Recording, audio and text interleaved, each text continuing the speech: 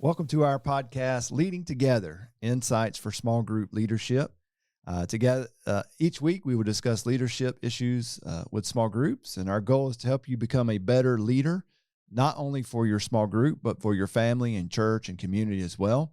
And welcome to our third episode of Leading Together. With me today is Chris McCall and Chris Justice.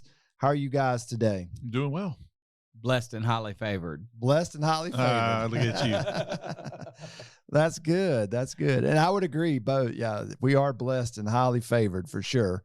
God is good. And today, man, we discuss how to lead a successful small group. What are some of the right, I don't know if I would, what would you call these things? Attitudes or just prescription or descriptive? What would you call these guys? I think attitude is a great word to describe it. Yeah. Mm-hmm. All right. Yeah.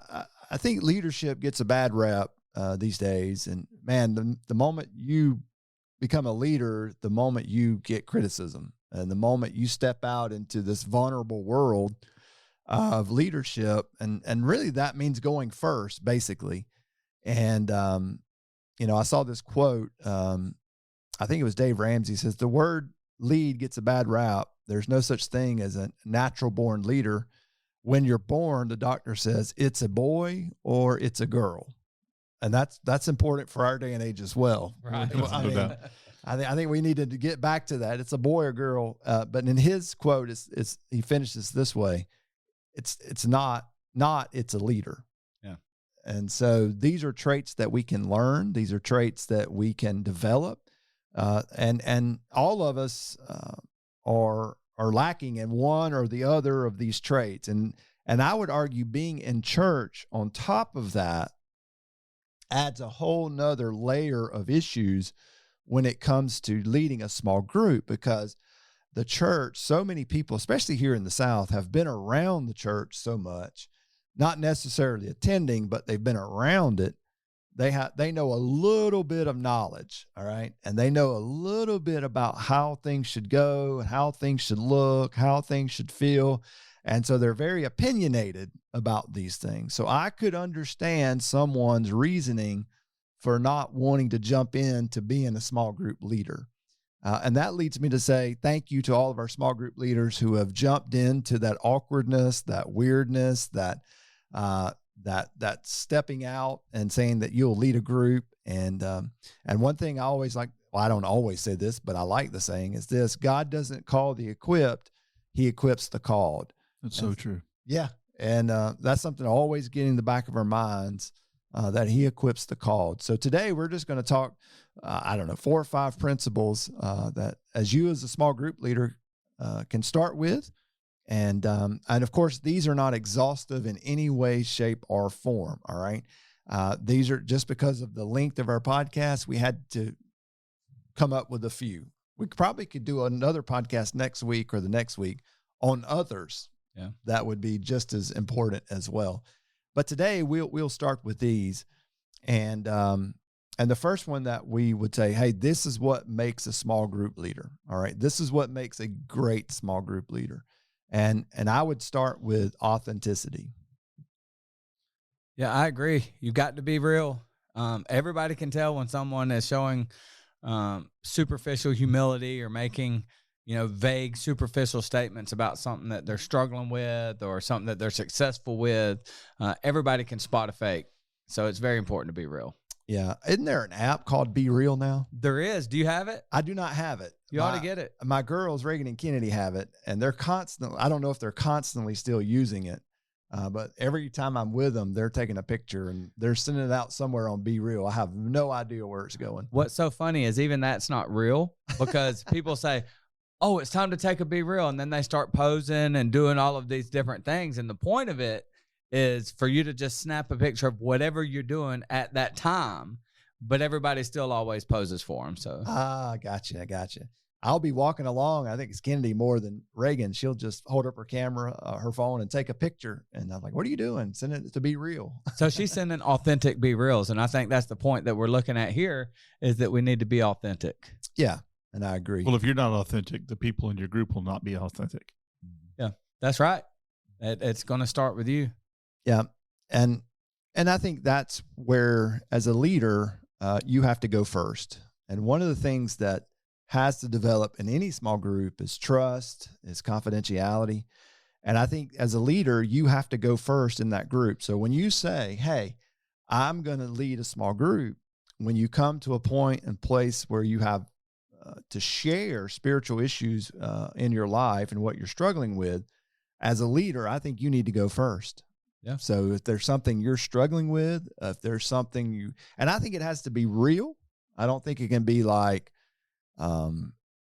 abstract, obscure. Everybody struggles with that. I think it has to be real where you're at. And I think once you step into that awkwardness and you open the door for other people to share some of the things that they're struggling with. Yeah. And when you do that, man, you just open that door and other people will start trusting you. Trust is hard. So when you open up and you become real and authentic, then other people can open up as well.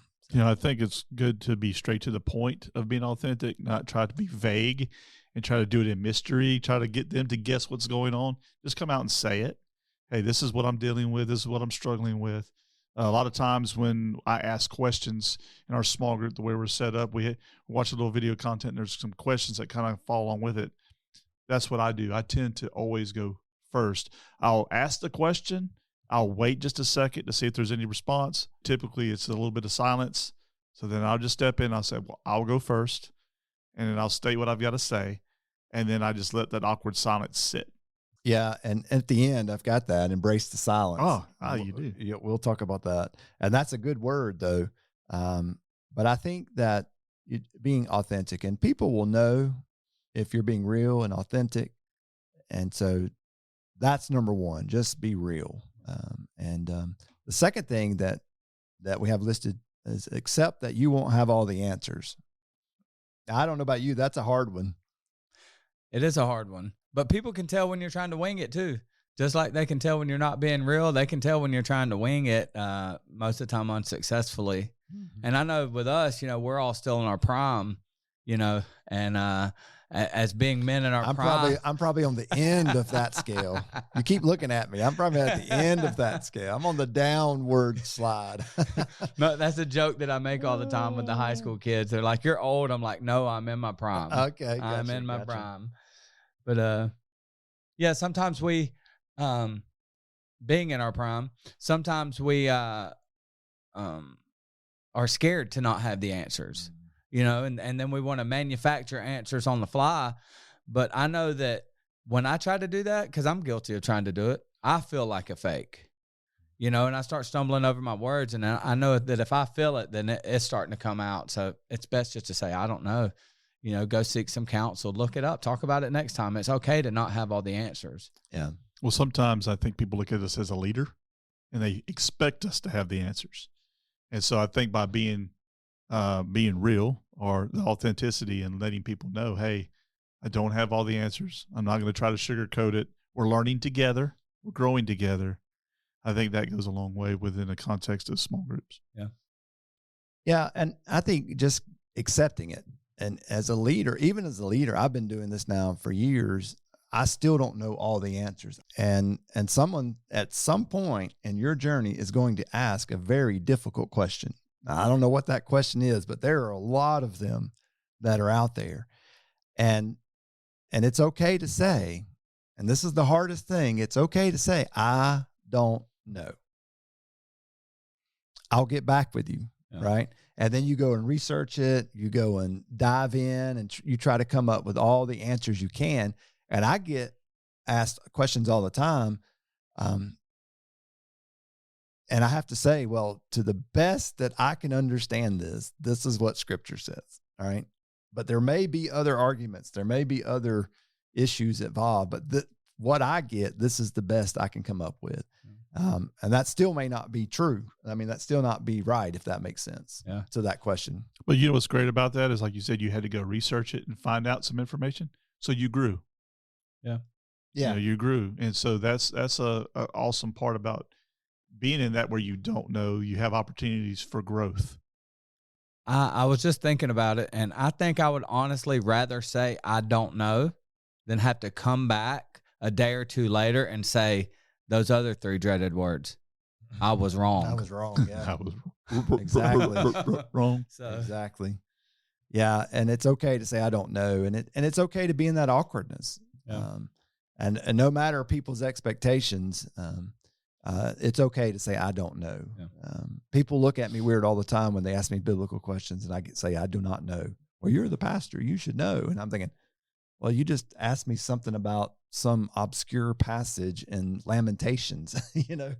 I'll have to go look it up and study it. But I'll say this, that God didn't call you to lead a group because you have a 4.0 GPA. Praise God for that. If that were the case, I wouldn't be pastor. Yeah. Hello. But he called you to love, support, and encourage. And we want to encourage you to do that. Yeah. Love, support, and encourage. And as you all grow in your journey of learning more about Christ. The third thing that I would say is paramount is relationships / curriculum. I've got those as 1A, 1B. And you have to be careful here, because if you say relationships over curriculum, there are the crowd out there that will hammer you. So I put 1A, 1B, and we can go from there. So what are your thoughts on that? Well, I think back to John Maxwell's, what he wrote in 21 Irrefutable Laws of Leadership. He wrote this. He said, people don't care what you know until they know that you care. Mm-hmm. That goes a long way within the context of your small group. Because if someone's going through something really, and you're sitting there trying to push the curriculum, they're not checked in. They're totally checked out. I found it's always been best is just to stop what we're doing. We got another week. We can come back and start that study over. But what that person is going through is in the immediate. And we need to focus on that first. Yeah. And building off of that, I think that small groups can have the potential to be so fruitful because of the relationships that are formed as a result of the small group. As you get to interact, to know, and to trust people, there's this mutual relational authority that grows. And as this grows, we begin to really trust each other and listen to each other's advice, and we're able to be vulnerable with each other. And I think that this becomes a great bridge for the Word of God to begin to travel back and forth among each other. It's when we get that relational authority. So I think it's very important to establish solid relationships, and those things you have to do in the moment. Mm-hmm. Curriculum, you can set a time and you can do that, but relationships you have to do in the moment. Yeah. Yeah.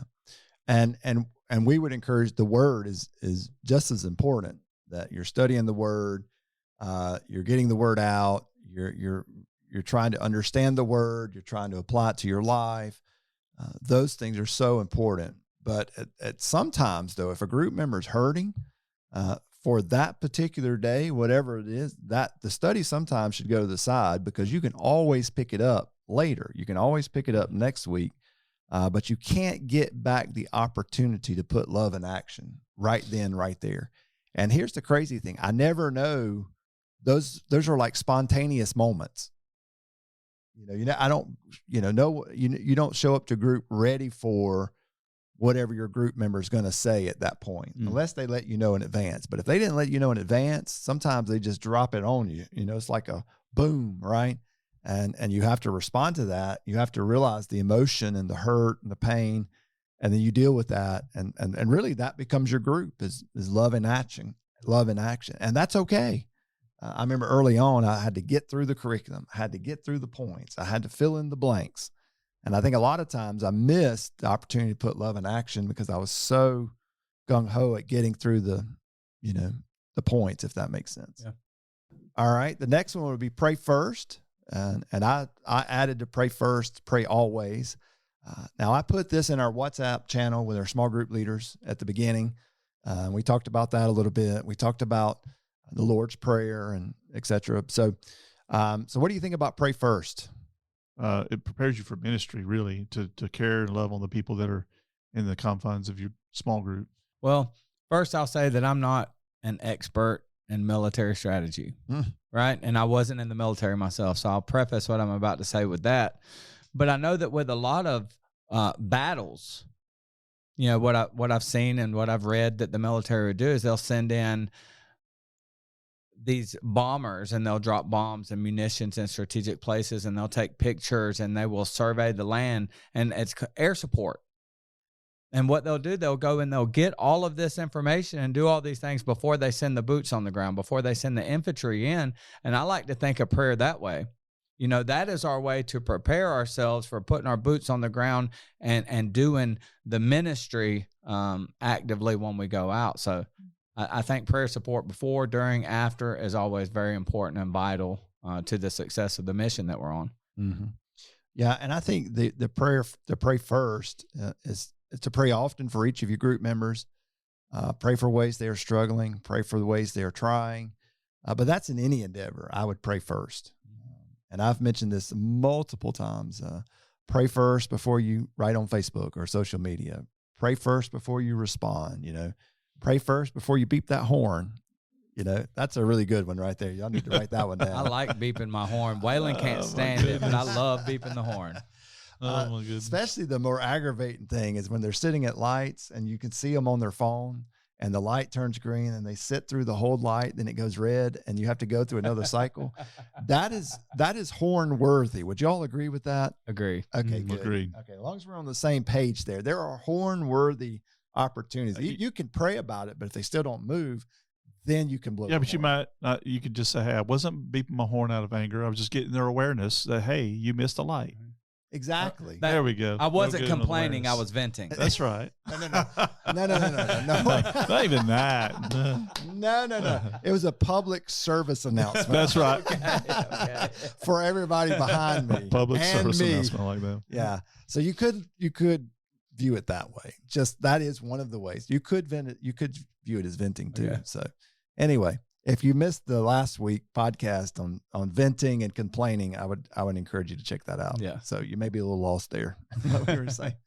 All right. The next thing is this, and to me, this is a big problem. Don't try and fix their problems. No, I totally agree with that. That was kind of what we talked about last week. We were talking about being present, just being there with them. You know, Rick Warren lost his son. He told a story about a small group coming over to his house, and he said they didn't say anything. They were just present. And he said that did more for us than them coming in trying to talk to us to make us feel better. They were just present. They were there. They were sleeping on our floor. They were making sure we had dinner. They were making sure when people came to the house, they were kind of like the buffer zone. He said that made all the world of difference. I didn't need someone to come in and tell me, you know, all these different things to try to make it feel better. That's what I needed. It's just their presence. Yeah, a lot of times people present stuff, and the goal is try to give them a 3-step process. Yeah, we'll do this A, B, C, and I think that becomes, and then before you know it, maybe it's a problem they shared in prayer requests, and the moment someone says A, B, C. Well, then someone else will pipe in and say, well, ABC, or did you think about this? And the reality was they're not really wanting you to fix their problems, you know, and men are fixers, but they're not wanting you to fix their problem. They're just wanting you to pray for them, you know? Yeah. And I think that's God's job to fix them. Yeah. That's God's job. And our job is to create a safe environment where group members can share. And when they do share, if everybody's coming up with a plan and offering that plan, then I think what would happen in the future is that people stop sharing. Yeah, I think so. I think if people want a plan, right, they're going to come straight out and ask you, probably personally, for your advice or your plan. And they're going to let you know when they want answers. And if they don't ask for answers specifically, then they just need somebody to listen, and they might just need to get something off their chest. That's right. So true. Yeah, and so leave that to God, and you encourage the safe environment where group members can share. And then we've got 2 more, and we'll run through these because these are the next one's kind of self-explanatory. Respect their time. Yep. You know? So if you say that it's going to go from 6 to 7:30, you know, try to finish at 7:30. Now, if they want to hang out more, that's fine. That's great. But make sure that you respect their time if time becomes an issue. So yeah, provide an invitation for people to leave if they need to, at least. Yeah. But at the same time, they're able to stay as long as they want to stay. But if they need to go, they can go. Yeah, we created something in our small group because time was always seemed to be an issue. People wanted to hang out, it seemed like forever, and then you had some that had to leave. And so what we do is we do all the study and everything on the front side of our small group. And if we stack or anything, we do it afterwards. And so that way, if people do have to leave, they don't feel that awkwardness of they had that freedom to go after we were through the study. But everyone hangs out, they eat a little something to snack, and then they just have that freedom and they just kind of filter out. So it's just trying to figure out what was best to respect their time. And that's just kind of our flow and how we do it in our group. That's good. That's good. And then the last thing that we would add, and of course, this is not exhaustive, as I said at the beginning, is embrace the silence. A lot of times we want to, that silence gets awkward. Woo, it gets awkward. But I would encourage you today, do not rescue the situation. What are your thoughts on that? And it gets awkward real quick. Rescue is a great word because you want to get in there. You want to just break that awkward silence. As a leader, I let that silence sit there. I've learned serving in middle school to embrace awkwardness a little bit. And so it's easier for me to do that now. But yeah, you just got to let it roll. Eventually someone's going to feel that tension and we'll usually break the glass and step into it. Yeah. And then from a different aspect of quietness, it's just a quote that I've always loved, and said, true friends are the friends that you can be around and be quiet and not feel the need to talk. You can just be totally comfortable just being around, your true friends and people who care about you and not feel the need to say anything. That's a good word. Yeah. A little silence is a good thing. Yeah. And I would encourage you to embrace that. And anything you guys would like to add as we close out here, leading together? No, I think that's it. I just want to encourage anybody who feels like they're called to lead a small group to step up, step out in faith. And one other thing, and if you feel like you have some strong opinions on how to lead a small group well, that may be your calling to lead a small group. Yeah. So I just want to encourage you to step out and take that next step in boldness and do that. For sure. And we'll have you on the podcast. Yeah. We'll give you a mic. Yeah. Yeah. But just remember, as we close this out, God doesn't call the equipped. He equips the called. And so we want to encourage you as small group leaders to press on and finish strong, lead your group well, love your people well, and man, love your church well. And let's go do all of this for the glory of God. We hope you have a great day, and we will check in with you. It may not be next week. It may be the following week. We may skip a week because next week's spring break. So we'll probably skip a week, and we'll see you next time on Leading Together. Thank you, guys.